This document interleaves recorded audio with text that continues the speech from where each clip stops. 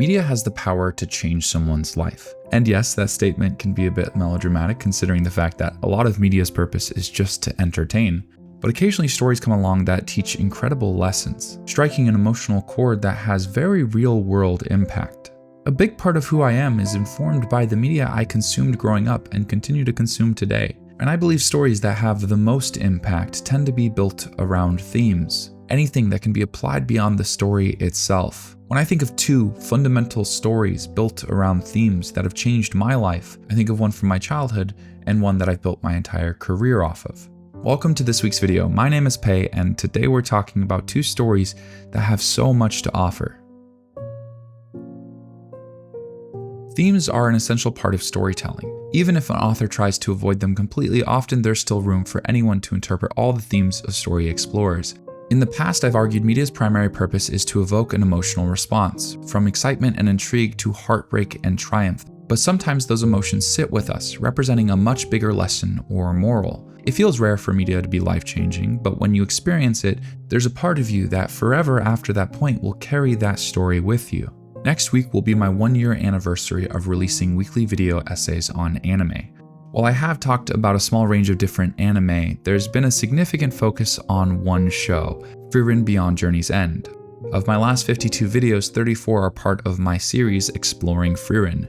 Despite what it seems like, I didn't choose Frieren because it's my favorite. I chose it because it's a story filled to the brim with things to talk about. Frieren reminds me of a type of storytelling that feels pretty rare, one that prioritizes theme over plot, setting, or conflict, and in some ways even character. My first video I ever made talking about Frieren focused specifically on this exploration of this archetype, the everlasting elf. What would it be like to live forever? It's one of the things that initially stood out to me most about Frieren, the way it took this magical, fantastic world and then explored very simple but grounded human experience. In 2023, I released one of my first videos that did really well on this channel, talking about the fascinating story behind Studio Ghibli's From Up on Poppy Hill, directed by Goro Miyazaki, Hayao Miyazaki's son. And something I argued in that video is that Hayao Miyazaki explores fundamental parts of the human condition through fantastic stories. And until I started working on this week's video, I didn't see the parallels. I knew both Frieren and Princess Mononoke explored theme in a fascinating way, but I didn't realize how similar they were, using a rare magical world to explore very common human experiences. Things like humanity's relationship with nature, the value of relationships and community, how to best utilize the curses and blessings you've been dealt. Now, before we explore the parallels between these two pieces of media, I think it's important to understand what I mean when I say a story that prioritizes theme. There's this popular standard that argues there are 5 major elements of storytelling: setting, character, conflict, plot, and theme. I think it's interesting to look at a story and try to create an argument for which are prioritized from most to least important. Take Death Note, for example. It's a story that prioritizes conflict, then maybe plot and characters, theme, and then setting. There's probably a couple different ways in which you could orient this, but I think in a majority of people's interpretations, conflict would consistently be near the top. Looking at stories through that lens helps provide context and can lead to a better understanding of them. As an interesting exercise, I actually took 6 different animated stories that stood out to me, and I tried to rank each of the 5 elements of storytelling in priority of importance. For all 6 stories, with the exception of 2, theme consistently fell into the 3rd or 4th priority. Now, this is so far from absolute, it's just my interpretation. I'm sure there's a range of different ways you could interpret it too, but I do think it's interesting what I thought the story was prioritizing. Some of these stories have much larger gaps between the different priorities than others. This is far from a science and absolutely debatable. But then again, most media analysis comes down to an opinion, and how well that opinion is supported through evidence. Now for me, Princess Mononoke and Frieren were the only 2 that had theme at the top. Now, both of these stories were also incredibly informed by characters and setting, because I think they're 2 outstanding ways to explore theme. All of these elements are kind of intertwined. One is expressed through others. Like a tightly woven cord, a singular product made up by many different individual components.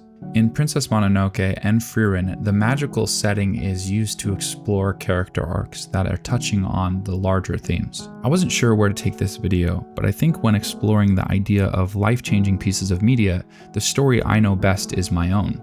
Growing up, Princess Mononoke was a major informing piece of media for me. It's a story that the more you look at, the more you realized is filled with characters that are neither heroes or villains. It's not a story of black and white, just gray.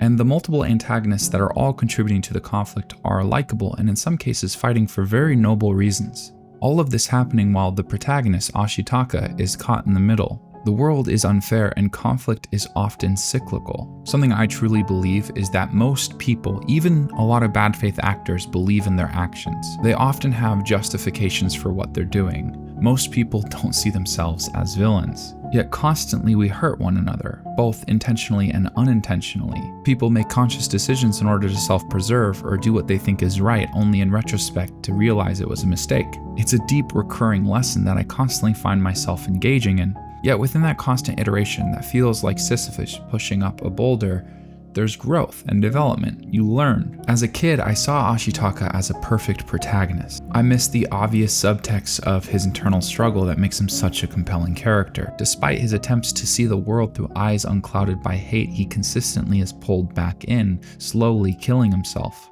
A fantastic character built around a beautiful theme. People are constantly presented with situations where there aren't any good options and you just choose the best available to you. This nuanced perspective on life, the ability to empathize and still stand in opposition to those who are trying their best but still hurting the world, I think that's a really important lesson. It's also really effective for challenging your own ego. Most people are acting with justification. Yet despite all this, I do believe Princess Mononoke is actually a very optimistic story, showcasing the importance of perseverance and encouraging people to engage, just like Frieren. The central theme in Frieren Beyond Journey's End is built around its namesake character, Frieren, an everlasting elf. Someone who's 1,000 years old living in a world that isn't made for her. She lives an incredibly disengaged life, until one day she's pulled along on an adventure to try to save the world. She joins a party of 4 and sets out to kill the Demon King. Only all of this happens before the first episode. Frieren's a story about what happens after the hero's journey, and the themes central to her arc are built around engaging, trying to recontextualize the way you interact with the world, learning to value the time you have available now. It's explored in many different ways throughout the series. One of my most popular videos talks about this specific theme in detail in the story of Old Man Vol.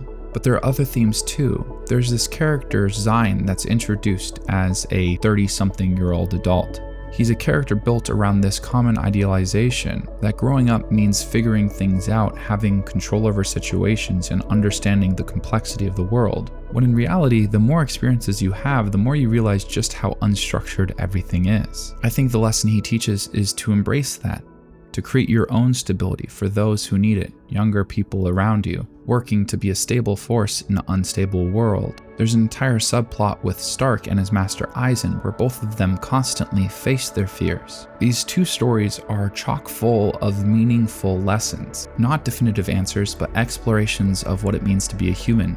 I'm currently doing a 3-part series about Princess Mononoke because it's a story that feels timeless to me.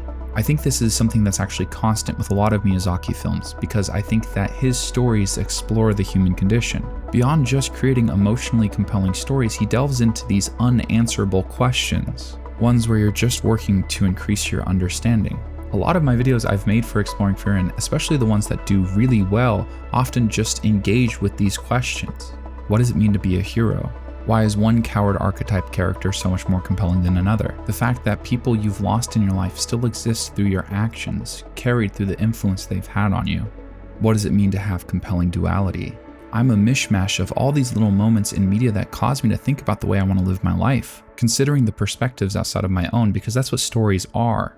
Little windows into these characters that aren't real, that are expressing something that's very real. So while these two stories are ones that stand out to me as potentially life-changing, in reality, it's just a bunch of little moments that stand out to each individual.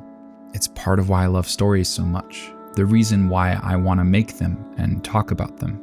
Hopefully a video like this makes you start thinking a lot. You're going to have all your own examples from these stories or other ones, and I'm really interested in hearing about them. So leave a comment or make your own video and tag me. Thanks for thinking about this with me. If you haven't seen my previous video on Princess Mononoke, consider checking it out. See you guys next week.